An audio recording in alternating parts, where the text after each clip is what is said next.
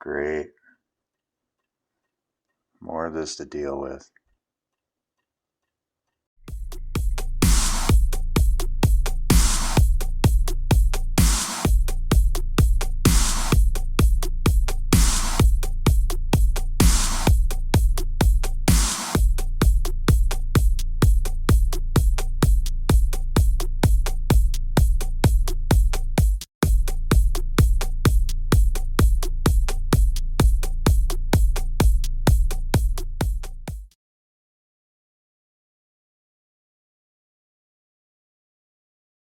What's up, guys? Welcome to Exploring the Holos.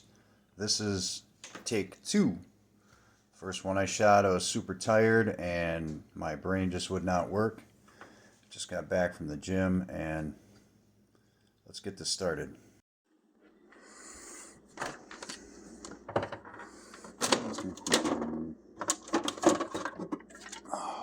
Yep, that'll do it. So, today I want to talk about Fox News, corporate capture, and the end of capitalism. This past week, there was text released by Fox News as evidence in the defamation trial for Dominion. And in these texts, pretty much every single one, the hosts, you could name any host on Fox News because they had a lot of texts from different hosts, and they all pretty much said that they were not believing the things they were saying on air. They pretty much lied all the time. And there's a reason why they did this, and we're going to get into that. Basically, the reason why is because, first of all, they aren't news. They are an entertainment opinion network. And all their anchors are actors. And their channel is a business that is traded publicly on the market, on Wall Street. And they depend on viewers and marketing and stock prices. So they're going to do whatever it takes to get viewers, no matter if it's true or not. They will say what it takes to get viewers. So if there is a QAnon conspiracy or something on the internet that people are really into and they want it to be backed up by Fox News will back that up. So they can retain those viewers. That is the ultimate goal. Because if they retain the viewers, then they get the big money from marketing, for ads, and also they get money from Rupert Murdoch. He gets money, and he pays these actors a whole crap ton of money. I mean, they get like millions of dollars to lie to you. And it's really sad. And the really sad part is it's not just Fox News, it's also CNN and MSNBC. They are all beholden to corporations like GE and I think even some defense companies. So you really need to put this news that they're feeding you. I suggest not watching it at all. Get your news from non-corporate source, something that isn't getting money from corporations, like TYT I watch, and Midas Touch, and Mindful Monad. They cover a lot of subjects in an objective manner. So you're better off getting your news from some rando on YouTube than on the television.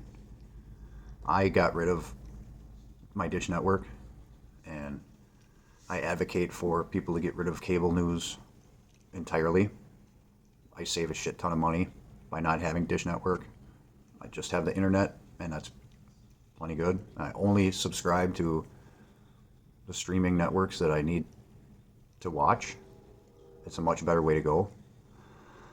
So, also, corporate capture is infiltrated our government all of our lawmakers are captured by corporations. You might think, well, this doesn't affect me. I'm a Democrat. They are just as bad. It's like good cop, bad cop. The Republicans are a little bit more vocal about the bad things they're doing. Democrats are a little bit more under the table. Democrats want to make it look like they're helping the average man or the worker, but when it comes down to brass tacks, they always side with the corporations. So, like, unless you're talking about like Bernie Sanders, they don't take him seriously because they think he's a socialist. And if these people, if this population wants to continue with capitalism, they're going to have to figure out a way to regulate these corporations. Otherwise, the divide between the rich and the poor is just going to get bigger. And I don't know if eventually we're all going to end up on the street.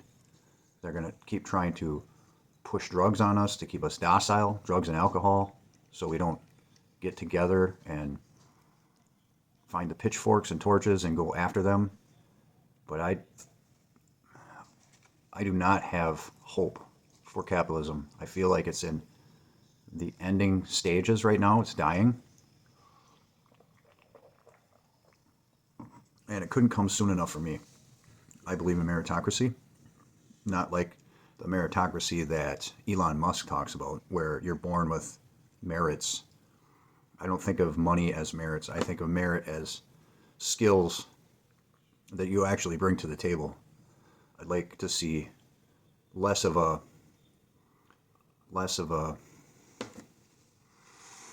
focus on money. Make money a means to an end, not the ending in itself, you know.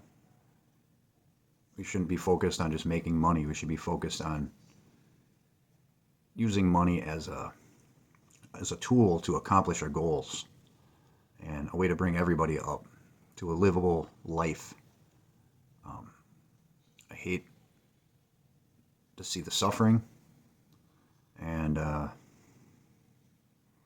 we need to change this world for the better. And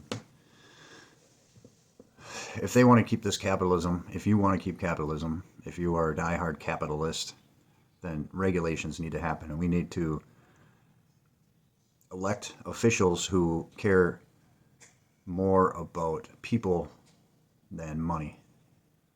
Right now it's just profit over people, and that's not working. It's not working in the long run. So they've gotten half the nation to believe this alternate reality, and the other half just doesn't know what to think. And corporations like rail and energy and defense, they give billions to lawmakers to prevent regulations and taxation. And this is dangerous and terrible for the economy. I mean, you could see with the rail derailings. I think there was another one yesterday or the day before in Alabama. There was two recently in Ohio. And apparently there's thousands a year. The media doesn't want to talk about them because they probably get money from rail companies too. And the war on the public schools. They talk about all this CRT and groomers in the libraries and all these pornographic books.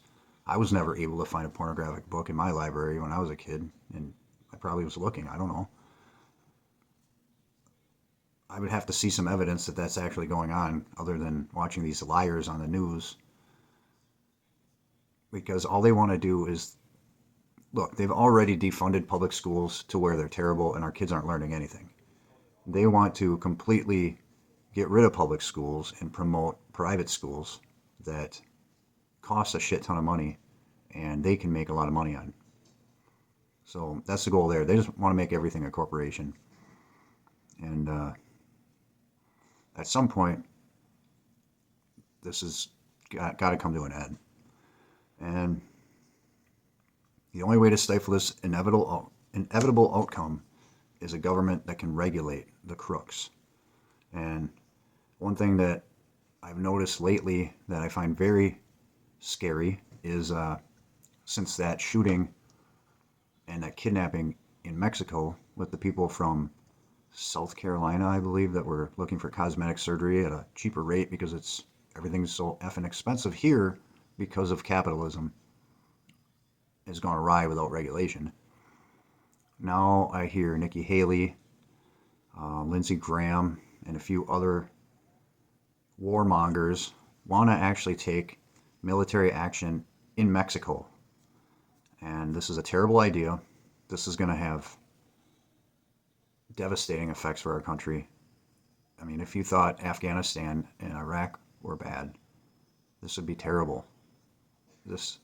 I could see a shit ton of terrorist attacks inside our borders. It's not a good idea. I think that we can crack down on cartels in other ways. I think legalizing at least marijuana nationwide would really help.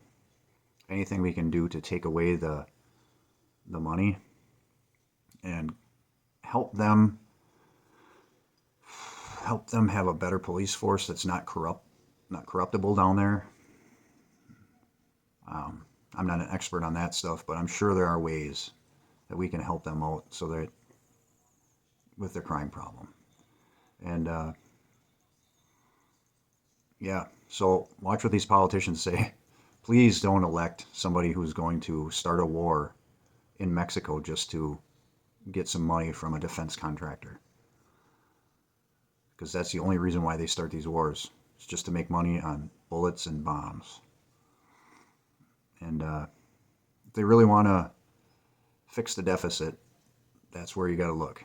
The bullets and bombs. They have plenty of money in the defense budget. And plenty of money if you just tax the rich. Tax them at 25% or whatever. Make it fair. There's plenty of money there. They're not going to leave. People say they'll just leave this country. Okay, goodbye. Goodbye. I won't miss them. Why do we need them?